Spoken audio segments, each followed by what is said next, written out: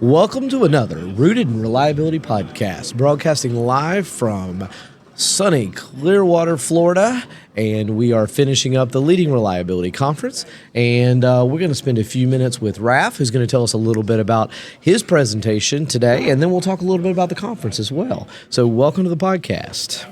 Thank you. Raf, tell me a little bit about you. Who are you? Where are you from? What do you do? Well, my name is, thank you, Shon, for having me on the podcast. I appreciate it. My name is Rafael Nerell. I am currently with Los Alamos National Laboratory. We are advancing the asset management program there. It's going on for 3 years. We've been working with our partners, Eruditio, and a lot of internal partnerships that we currently have. I come from a facility management background, managing facilities all the way down to the supply chain. Been in the industry for a little while there, and now we're managing scientific equipment, and it's been fantastic so far, with a lot of challenges, but learning a lot and proud with a lot of our advancements so far. Very cool, very cool. Well, I know you presented today, but before we talk about your presentation, let's talk a little bit about some of the others you sat in. We're here at the end of the conference. You guys can probably even hear a little bit of the teardown going on in the background. So tell us a little bit. What did you learn? What did you find interesting? Well, there's so much diverse experiences here, from the technicality portion of it to the organizational management of it. One thing that I was learning too is when I'm building out my metrics point. My metrics was supposed to go out to my leadership and really celebrating those small successes that we were having that add up to these big successes in like I said, all the advancements, is really identifying the organizational success, the psychology of asset management, and how we are winning people over from the leaderships down to the middle managers, all the way through some of the technicians that are really falling in love with the program and what it's going to do for the laboratory. That's a good point. One of the things I wrote down in my notes actually was the little wins are the big wins. Was a note that I jotted down to think about. And, I heard a lot of people talking about a lot of those little wins in the presentations. I know we heard one today right after lunch where they talked about both sides. They talked about how tough it's been, some of the things that have been very hard that they've done, but they also shared a lot of those little wins, and then they were able to show the trends. They were able to show some of the things that you guys are showing as well at Los Alamos. So I think that is a good takeaway for this week. Well, tell us a little bit about your presentation. Well, yeah, my presentation, we really discussed, what it's taking to overcome the challenges of getting an asset management program, started on the government sector. With the government, like I mentioned in my presentation, we have different parameters that we work around. We're not revenue based, and how to find the need for somebody to say, well, you're going to save X amount of cash if you do asset management. We don't work that way. What does my customer, what do my customer stakeholders, what do they need right now to get things started?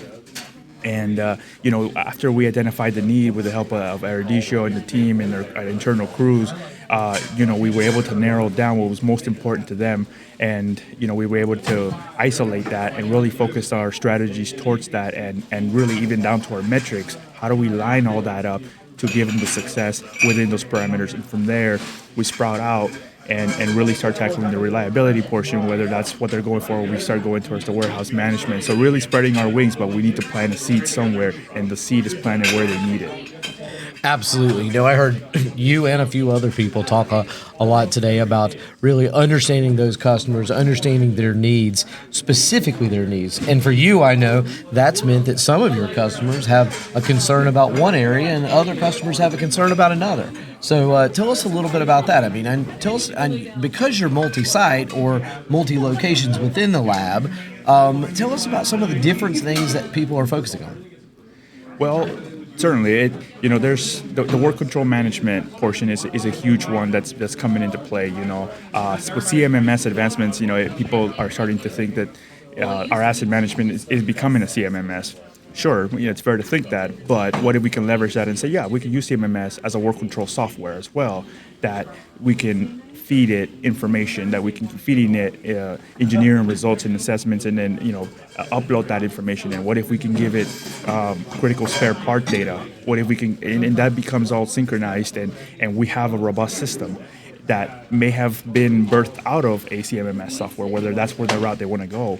But certainly we've had luck going through that route, even the warehouse management, where in my discussion I talked about one of our stakeholders having parts everywhere and it's scattered. And we went in, they went in with their Erudicio help and the staff augmentation there, and we were able to shake things up. And now it looks like a Home Depot. It looks very organized, neat, and clean. And now we just needed to record everything. And once we get everything recorded, that's where more CMMS, more software help comes into play. And now we're able to start recording critical parts data for them, and that leads to more work control as well in the future. Very good. Yeah, absolutely. I think, what you've had to do is, and maybe the unifying thing has been risk reduction, right? Being able to service the customers that they have, and knowing that when they go to perform a test or to do science, that they can truly deliver exactly what they promise. Absolutely. Very good, very good. Well, tell me a little bit more about the conference this week. What have you enjoyed? Who have you met that was really interesting? Yeah, absolutely. I've met people that have had your services, Shon, from your company and some of the struggles. I'm out at Los Alamos, so we're a bit isolated. We're out in the secret city, what we call it, and asset management, it's brand new there, and to be trying to grow a program like this where you're your own believer at the very beginning and still at the early stages, still maturing, and to come to a conference like this where everybody starts to share their struggles and you're like, wow, I have that same struggle. I'm also struggling, and they're telling you their success stories and how they worked around that. I think it's one of the satisfying factors that I'm not alone in this journey, and everybody's got their own journey and uphill battles they're fighting.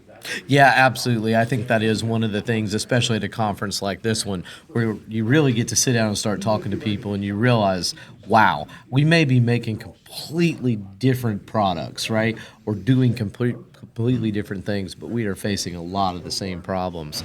And I know that's always been a big one for me in coming to the conferences and hearing what people are facing and how they are so very similar. So very similar. Well, very good. Well, tell me, what are you going to do that you heard this week? What are you going to take back? What's your attack for next week? I think one thing that we've been working on is our metrics point from an institutional standpoint. We want to be able to showcase, one, how we're delivering that, not just from a technicality standpoint. We can say all day, yeah, we have X amount of work orders, but maybe we can share how many people have really given us attention, how many people are becoming part of our focus group, are becoming part of our journey, and maybe measure that somewhere, add a quantitative value to that so people can see, hey, this is a population that's growing and that's believing that this program is going to, be impactful for the laboratory. So that's one thing I plan on taking, and really, the stuff I learned here about leadership and really how to manage my team, and really I'm in a position where as much as I have direct reports, when it comes to leading asset management, they're looking at me for that guidance, and that guidance comes with that, accountability, responsibility. Yeah, hey, can you help us drive it? Can you help us?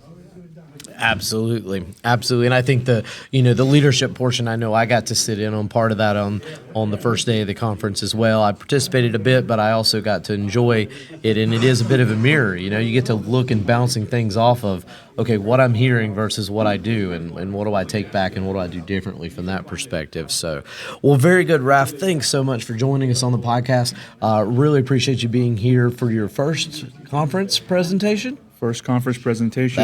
That's awesome. You did a great job. We really enjoyed it. It was a great session. And thank you to the listeners for joining us, and hope we see you here next year at Leading Reliability.